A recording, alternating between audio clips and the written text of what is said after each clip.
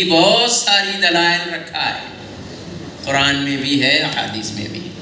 سنیں، اللہ تبارک و تعالیٰ کا ارشاد ہے، اِنَّا أَرْسَلْنَاكَ شَاهِدًا وَمُبَشِّرًا وَنَذِيرًا وَدَاعِيًا إِلَى اللَّهِ بِإِذْنِهِ وَسِرَاجًا مُنِيرًا۔ اللہ تعالیٰ ارشاد فرمایا، بے شک ہم نے آپ کو شاہد یعنی گواہ بنا کر بھیجا، مبشر یعنی ہلا بنا کر بھیجا، شاہدوں مبشروں ونذیرا، اور ہم نے آپ کو ڈر سنانے والا بنا کر بھیجا، ڈرانے والا بنا کر بھیجا۔ مطلب کیا ہے؟ ہر ایک کے عمل کا گواہ بنا کے بھیجا، شریعت کا گواہ بنا کے بھیجا، اللہ تبارک و تعالیٰ کی وحدانیت کا گواہ بنا کر بھیجا۔ حبیب پاک صلی اللہ علیہ وسلم کو اللہ تبارک و تعالیٰ اپنی نعمتوں کا گواہ بنا کر بھیجا، جنت و دوزخ کے وجود کا گواہ بنا کر بھیجا۔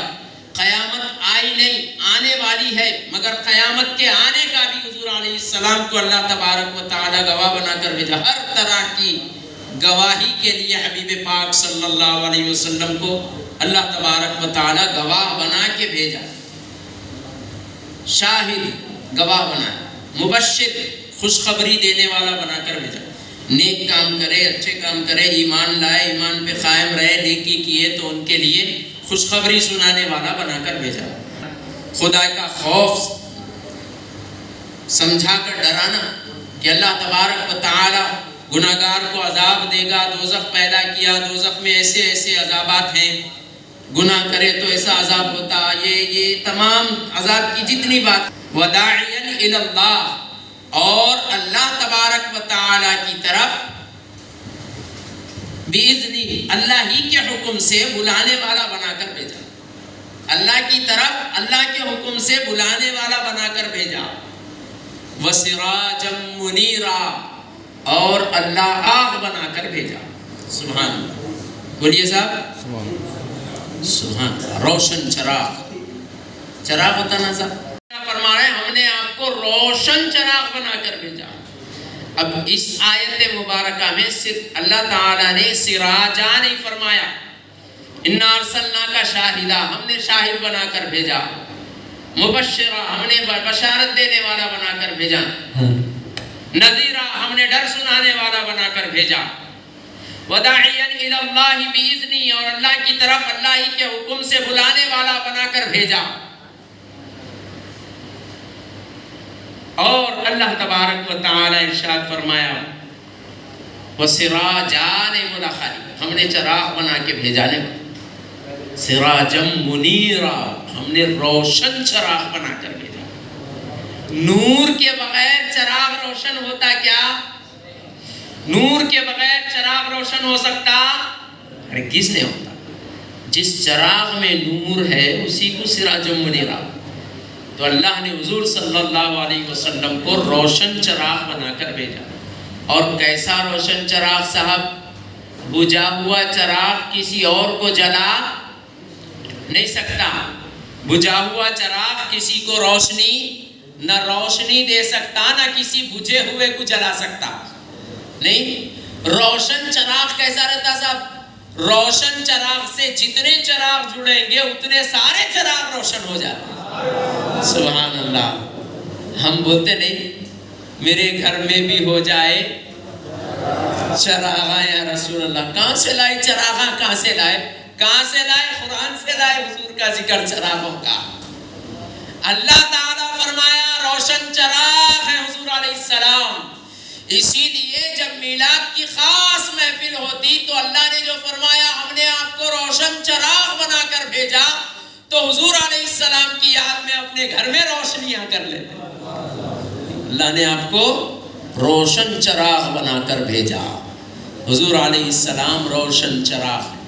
سنیں صاحب، اللہ کے حبیب صلی اللہ علیہ وسلم ارشاد فرمائے، انا من نور اللہ، میں اللہ کے نور سے ہوں، وَكُلُّ شَيْءٍ مِّن نُورِي، اور ہر چیز میرے نور سے ہے۔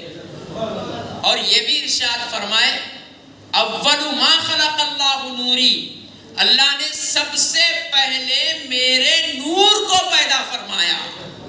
وَكُلُّ شَيْءٍ مِّن نُورِي، اور ہر شے کو اللہ نے میرے نور سے پیدا فرمایا سبحان اللہ۔ حضرت جابر رضی اللہ تعالیٰ عنہ حضور علیہ الصلاۃ والتسلیم سے پوچھے، صحابی رسول جابر رضی اللہ عنہ، یا رسول اللہ صلی اللہ علیہ وسلم، جب صرف اللہ کی ذات تھی، کسی اور چیز کو اللہ، اور زبان پر بھی وہی پاکی رہے اور دل کے اندر ایمان کی پاکی رکھے، تو دل کے اندر اپنے ایمان کی حفاظت کے لیے اپنے دل کو بھی پاک رکھے۔ ایسا نہ ہو کہ دل کے اندر گناہوں کی گندگی ہے، دل کے اندر دنیا داری کی گندگی ہے، دل کے اندر خود غرضی کی گندگی ہے، دل کے اندر حسد ہے، کینہ ہے، بغض ہے، دشمنی ہے، ایک دوسرے کی عداوت اگر دلوں کے اندر ہے اور زبان پر محبت ہے، یہ کام نہیں آنے والا۔ دو چیزیں ایک جگہ جمع نہیں ہو سکتی۔ اسلام بھلائی کی تعلیم دیتا ہے، اسلام اخلاق کی تعلیم دیتا ہے، اسلام اچھے کردار کی تعلیم دیتا ہے، اسلام محبت کی تعلیم دیتا ہے، اسلام اخوت کی تعلیم دیتا ہے، اسلام بھلائی کی تعلیم دیتا ہے، اسلام امن کی تعلیم دیتا ہے، اسلام ایک دوسرے کے حقوق کو ادا کرنے کی تعلیم دیتا ہے، اسلام پڑوسیوں کے حقوق ادا کرنے کی تعلیم دیتا ہے، اسلام ماں باپ کے احترام کی تعلیم دیتا ہے، اسلام پر عمل کرنا ہم سب پر لازم کیا گیا۔ حضور علیہ الصلوۃ والتسلیم کی قائم کی ہوئی نماز 5 وقت دن میں ہم پر فرض کی گئی، زندگی میں ایک بار حضور کا فرض کیا ہوا حج ہم پر لازم ہے۔ حبیب پاک صلی اللہ علیہ وسلم کے فرض کیے ہوئے احکامات کے مطابق ہر مالدار کے اوپر زکوٰۃ واجب ہے، لازم ہے، اور اللہ تبارک و تعالیٰ کے حبیب صلی اللہ علیہ وسلم کے شریعت کے تمام احکامات ہم پر نافذ ہوتے ہیں۔ ہم مریں گے تو حبیب پاک صلی اللہ علیہ وسلم کی ذات پر ایمان رکھتے ہوئے، آپ کی شریعت پر کامل یقین رکھتے ہوئے مومن مریں گے، اور ہم جب قبر میں جائیں گے حضور کے امتی کا ہونے کی حیثیت سے ہمارا ذکر کیا جائے گا، ہم سے حضور کی نسبت پوچھی جائے گی، تمہارے نبی کون ہے، پھر حضور کا دیدار کرایا جائے گا اور حضور کے بارے میں حضور کی شان ہماری زبان سے کہلوائی جائے گی۔ پھر جب میدان محشر میں اٹھیں گے حضور پاک علیہ الصلوۃ والتسلیم کے امتی ہونے کی حیثیت سے ہم میدان محشر میں اٹھائے جائیں گے،